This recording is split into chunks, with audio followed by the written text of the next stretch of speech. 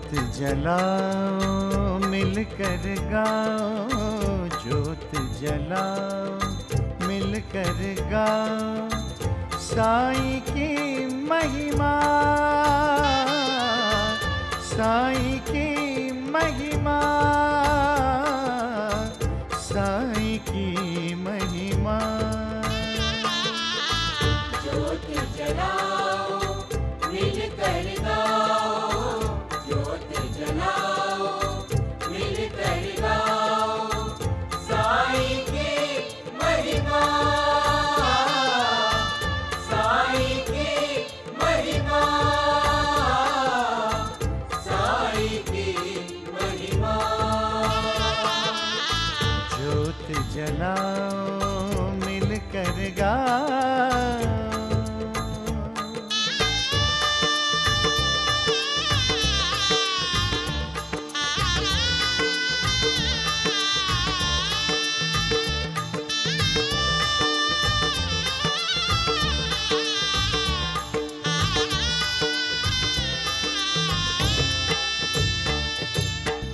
ओम साईं अलख निरंजन, मंगल कारक भय दुख भंजन।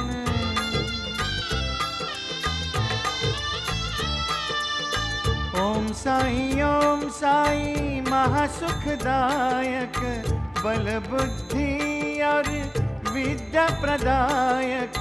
श्रद्धा जगाओ मिलकर गाओ, श्रद्धा जगाओ मिलकर गाओ, साईं की महिमा, साईं की महिमा। ज्योत जलाओ मिलकर गाओ।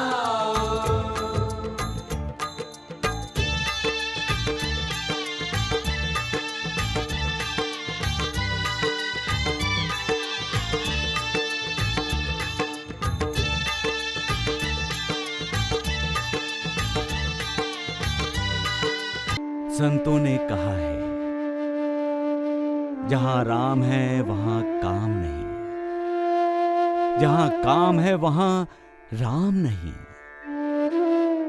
काम का मतलब है आसक्ति। जहां लोभ है, आसक्ति है, वहां न शांति है, न संतोष है, न समाधान है। ऐसा क्यों होता है? हम अपने चंचल मन के अधीन क्यों हो जाते हैं? क्यों नाचते हैं चंचल मन के इशारों पर? चंचल मन को अपने इशारों पर क्यों नहीं नचाते? क्योंकि हमारा अपने मन पर अंकुश नहीं है। हम अपने मन को काबू में नहीं रख पाते। अपने मन को अपने काबू में रखने के लिए हमें मार्गदर्शन की जरूरत होती है, और जो मार्गदर्शन करता है उसे हम गुरु कहते हैं। गुरु, गुरु हमारा तारणहार है। गुरु हमारा उद्धार करता है, हमारा मोक्ष दाता है। गुरु ही हमारे मन से आसक्ति को हटाकर हमारे मन में विवेक और वैराग्य को जगाता है। गुरु की कृपा से ही हमारा मन अहंकार शून्य होकर उस मालिक की भक्ति में लग जाता है, और फिर वो अपनी चंचलता भूलकर हमेशा मालिक को ही याद करता रहता है। फिर तो हमारा अपने शरीर पर भी ध्यान नहीं रहता। हमारा शरीर भी हमारे लिए भक्ति का एक साधन बन जाता है, जो शरीर में रहने वाली अशरीरी आत्मा का परमात्मा के साथ रिश्ता बना देता है। अपने आप को भी भूल जाने की स्थिति पैदा होती है। तब इंसान अपनी उन्नति के रास्ते पर होता है। उसे मालिक का परम धाम दिखाई देने लगता है। परंतु उसे मालिक के परम धाम तक ले जाने वाला होता है गुरु। गुरु इंसान की मां होता है, इंसान का पिता, मित्र, भाई, बहन और मालिक भी होता है। गुरु नहीं तो इंसान मगरूर है, गुरु है तो इंसान विनम्र है। गुरु के आशीर्वाद से ही मालिक की कृपा संभव है। इसलिए कहते हैं कि गुरुर ब्रह्मा गुरुर विष्णु गुरुर देवो महेश्वराय, गुरुर साक्षात परब्रह्मा, तस्मै श्री गुरुवे नमः।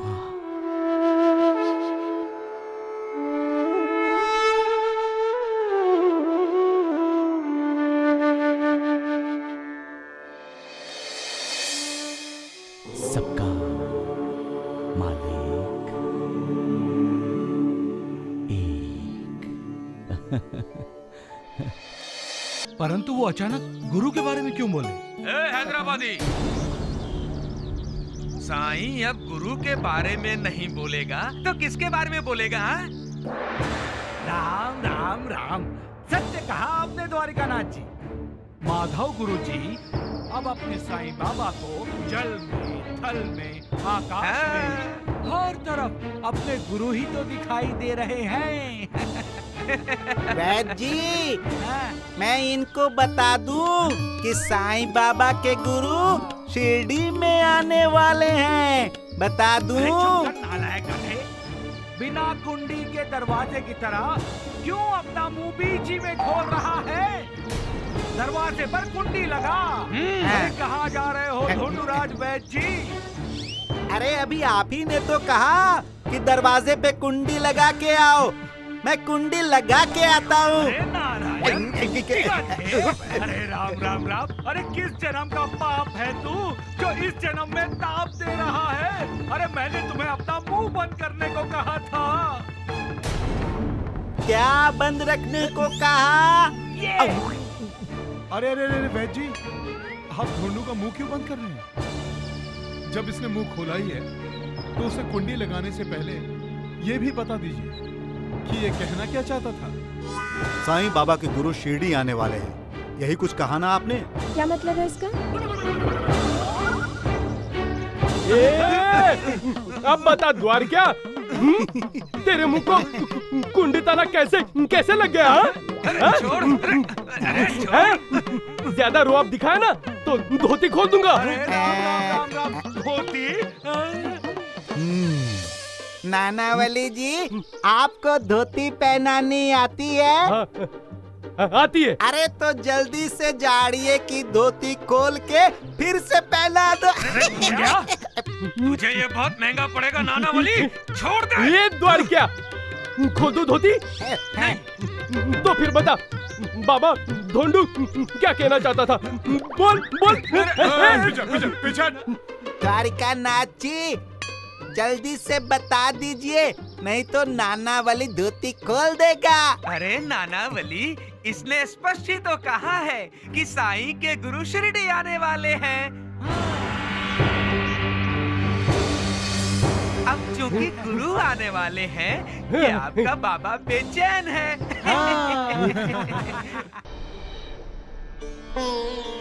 परंतु साईं बाबा के गुरु की समाधि तो नीम के पेड़ के नीचे है। फिर ये कौन गुरु हैं साईं बाबा के? इसमें आपको बेचैन होने की क्या बात है? साईं बाबा ने अनेक गुरु बनाए होंगे, उनमें से एक गुरु साईं बाबा को मिलने आ रहा होगा। इसमें आप क्यों परेशान होते हैं? क्या गुरु का शिष्य से मिलना उचित नहीं है? शिवू, इसमें अनुचित कुछ नहीं है। गुरु शिष्य को मिलने आ सकता है और शिष्य को आदेश देकर अपने पास बुला भी सकता है। मुझे इसमें सिर्फ द्वारिकानाथ जी का व्यवहार संदेहजनक लगता है।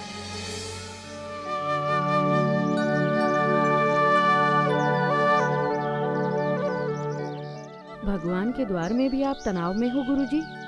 क्या करूं माँ जी, अरे तनाव में तो हमें उस जौहर बाबा ने डाला है। क्यों आया है वो शिरडी में? साईं बाबा ने बताया होगा, इसीलिए तो वो जौहर बाबा शिरडी में आए होंगे ना। संत महंत अवतारी पुरुष क्या लीलाएं करते हैं कोई नहीं जानता। वो साक्षात करवाते हैं, वो दृष्टांत देते हैं। उनके पीछे समाज का कल्याण हो, भावना यही होती है। क्या अक्कलकोट स्वामी जी ने भी इसी तरह लोगों का कल्याण किया था? नारायण नाम का ब्राह्मण भक्त था। पेट दर्द से बहुत परेशान था, बहुत इलाज करवाया, पर पेट का दर्द कम नहीं हुआ। वो नरसोबा की वाड़ी में चला गया। वहां वो भगवान की शरण में गया। अपना पेट दर्द कम हो, इसलिए उसने गुरु चरित्र पढ़ना शुरू किया। गुरुर् ब्रह्मा गुरुर् विष्णु गुरुर्देव महेश्वर गुरुर् साक्षात परब्रह्म तस्मै श्री गुरुवे नमः।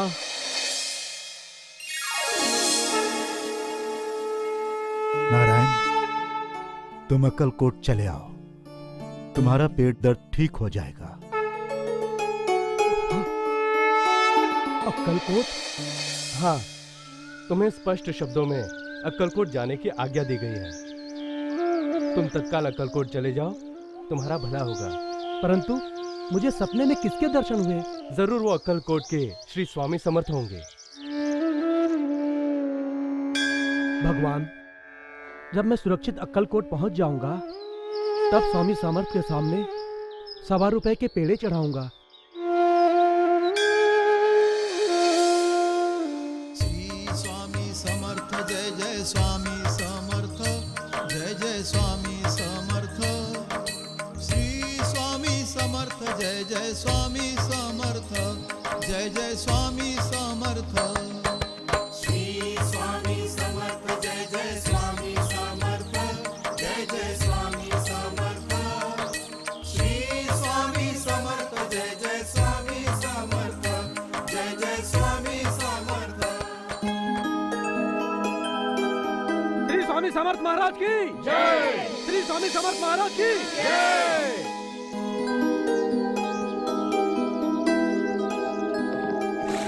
अरे क्या हुआ तुझे? चल ना, आगे चल।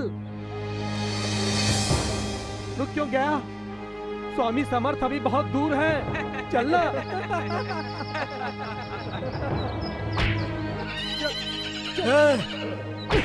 इस बेजुबान को क्यों मार रहा है? गलती तुम करो और सजा इस घोड़े को। मैंने क्या गलती की स्वामी जी? तुम मुझे 1.25 रुपए के पेड़े चढ़ाने वाले थे ना, लाए हो? भूल गए ना?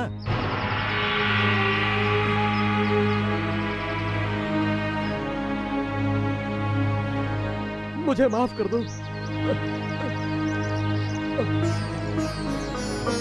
मैं अभी पेड़े लेकर आता हूँ।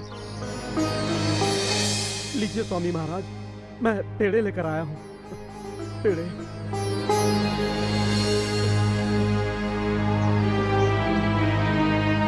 ये उसे दे दो। किसे स्वामी महाराज? उसे। पर स्वामी महाराज, मैं तो पेड़े आपके लिए लाया हूँ। मैंने कहा ना उसे दे दो, जाओ। जी स्वामी महाराज, जैसी आपकी इच्छा।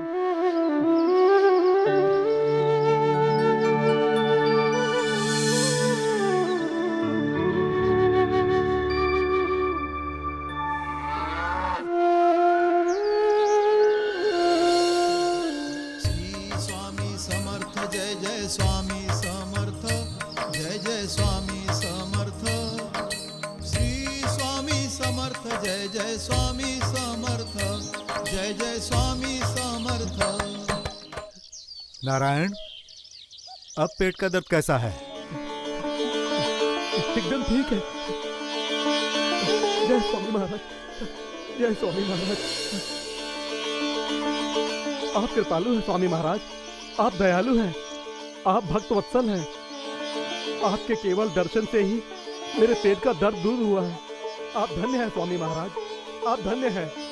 नारायण, जो दूसरों की मदद करता है, भगवान उसका मददगार होता है। जो दूसरों के दुख दूर करता है वो उसका दुख दूर करता है। जो दूसरों का हमदर्द बनता है भगवान उसका हमदर्द बनता है। मैं आपकी बात समझ गया स्वामी महाराज। आज से मैं दूसरों के दुख बांटूंगा। तुम्हारा कल्याण हो। महलसापति जी, ऐसी होती हैं इन संत महात्माओं की लीलाएं। समाज का कल्याण करने के लिए, कुछ शिक्षा देने के लिए साईं बाबा, श्री स्वामी समर्थ जैसे अवतारी सत्पुरुष किसी एक को चुनते हैं और उस व्यक्ति के माध्यम से समाज को जागृत करते हैं। परंतु इस समय साईं बाबा ने जौहर बाबा को चुना है। परंतु साईं बाबा क्या चाहते हैं राधाबाई? इसका पता तो साईं बाबा की लीला समाप्त होने पर ही चलेगा ना। वह जी, साईं का गुरु शिरडी आ रहा है, ये खबर सुनकर साईं भक्तों के चेहरे देखे थे आप? हाँ द्वारिकानाथ जी, हाँ, जैसे सबने कड़वा और जब वो साईं का गुरु साक्षात शिरडी में प्रकट होगा तब क्या होगा? तब तो भगवान उनके प्राण पखेरु उड़ ही जाएंगे। एक बार उस साईं के गुरु को यहाँ आने दीजिए वैद्य जी, मैं अपने अपमान का बदला जरूर लूंगा। अरे पहले अपनी धोती संभालिए द्वारकानाथ जी, बदला बाद में लेना। बहुत उड़ने लगा आजकल तू। अरे नालायक, लगता है तुम्हारे पर निकल आए हैं। हाँ?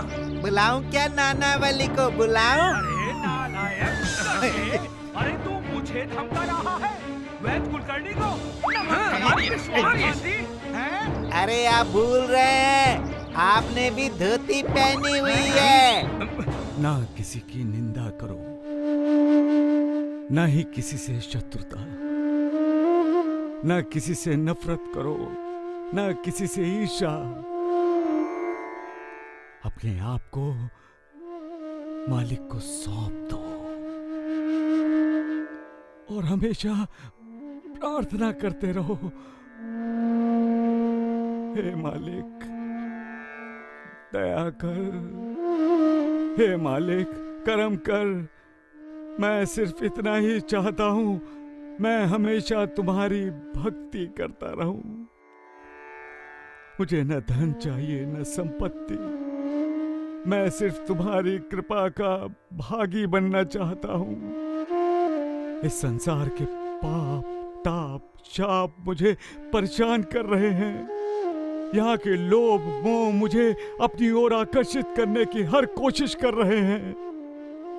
हे मालिक, मुझे इतना मनोबल दे दो कि मेरा मन हमेशा तुम्हारे चरणों में ही लगा रहे, तुम्हारी तरफ ही आकर्षित होता रहे। मेरे मन को कभी अहंकार न छुए, मेरे मन में कभी पापी विचारों को जगह ना मिले। मेरे मन का कोना कोना सिर्फ तुम्हारी याद से भरा रहे। बस अपने आशीर्वाद की छांव में मुझे रहने दो। तुम हर संकट से अपने भक्तों की रक्षा करते हो मालिक। इस संसार रूपी भवसागर में मेरी जीवन रूपी नैया विकारों के आंधी तूफान में डगमगा रही है मालिक। इसे तुम ही पार लगा सकते हो मालिक, इसे पार लगा दो मालिक,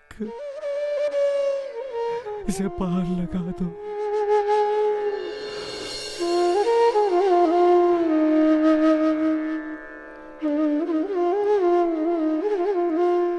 सबका मालिक